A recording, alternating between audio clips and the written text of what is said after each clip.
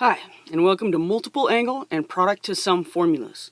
My name is Tuesday J. Johnson. I'm a lecturer at the University of Texas El Paso and an assistant professor at Doña Ana Community College. This is for pre-calculus at UTEP, but it's pre-calculus pretty much anywhere else too. Analytic trigonometry comes to us from Chapter 5 of Larson's 11th edition pre-calculus text. And section 5.5, multiple angle and product to sum formulas. I'm going to cut this into two parts. This is part one. Part one, we're going to talk specifically about double angle formulas. So, what are our double angle formulas? If we have the sine of 2u, where u is our angle, that's the same as 2 sine of u cosine of u.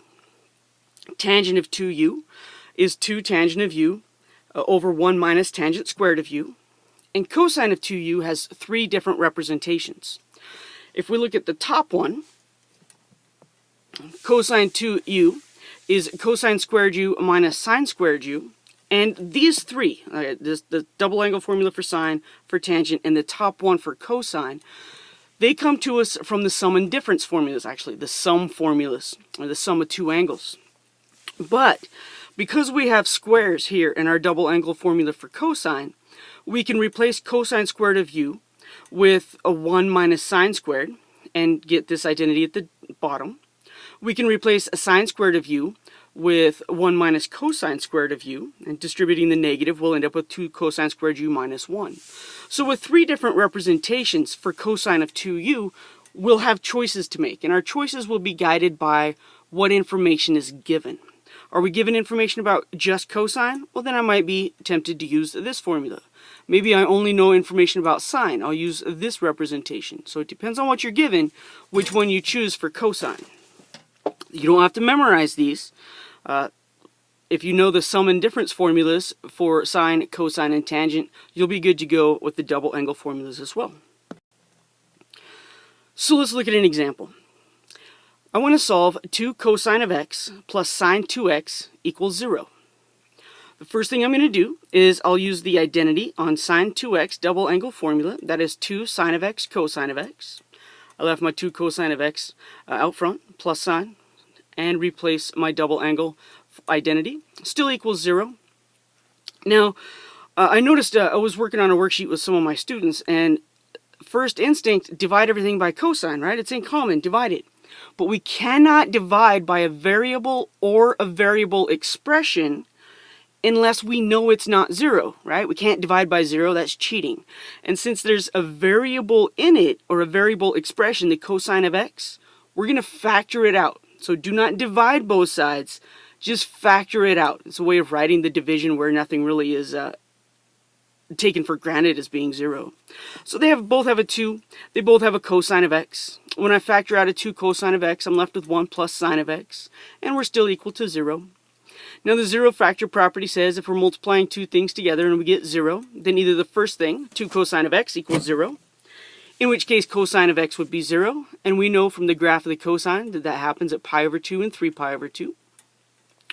Or the second part, the 1 plus sine of x could be 0. And if that's the case, then sine of x is negative 1, and we know from the graph that sine of x is negative 1 at 3 pi over 2. We already had that listed in our solutions, so we don't have to repeat it. We just say our solutions are x equals pi over 2 and 3 pi over 2. Alright, so if cosine of theta is 5/13 with theta in the fourth quadrant, we're going to find sine 2 theta. So, theta's in the fourth quadrant. I draw an angle in standard form, the fourth quadrant. Remember, standard form always has the angle at the origin, and we always connect our triangle to the x-axis, never to y. We always connect it to the x-axis. If cosine is 5/13, then my x value is 5, and my hypotenuse is 13. I could use the Pythagorean theorem to find my y value of 12. Remember, it's negative because we're in quadrant 4, and y values are negative in quadrant 4. Then if I want to find sine 2 theta, this will be 2 times sine of theta times cosine of theta using the identity. From here, we know 2, right? Sine of theta is negative 12/13. Cosine of theta was given to us as 5/13.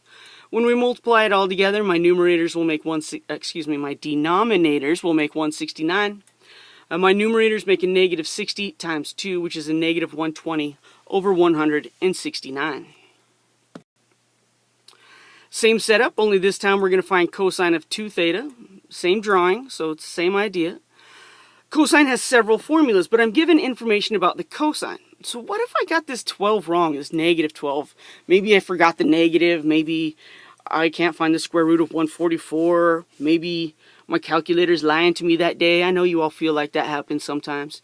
I'm going to use the version of the double angle formula of cosine that only uses cosine because that's what I was given. It doesn't rely on me having done something correct first.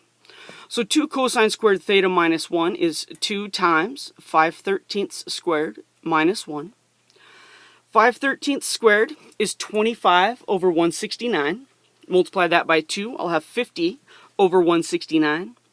And if I subtract 1, that'll be 50 minus 169 all over 169, which is a negative 119 over 169. We can also find the tangent of 2 theta, same situation, same setup, everything's the same image here. Tangent 2 theta, I know from my formula it's 2 tangent of theta over 1 minus tan squared of theta. So tangent is negative 12 over 5. Substitute it, and I simplify this in my calculator.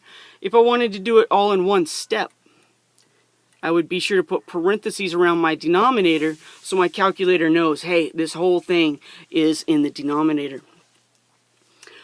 Keep in mind that tangent 2 theta is also sine 2 theta over cosine 2 theta. So we had here, let me see, let's write that down. Tangent 2 theta is sine 2 theta over cosine of 2 theta. And that was, from our earlier slides, negative 120.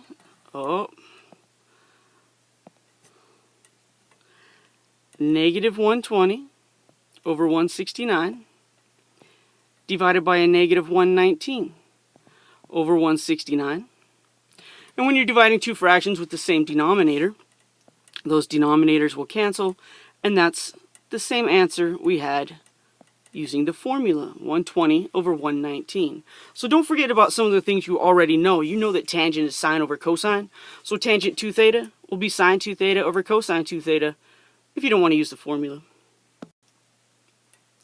There are many formulas that we can use in trig. We have power reducing formulas, half angle formulas, product to sum formulas, sum to product formulas, and they're all important in their own rights for, depending on what you have that you're looking at.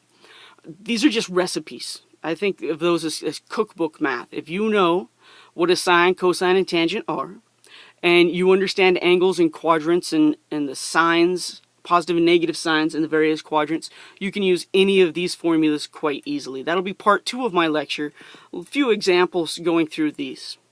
That's it for this one. Thanks for listening.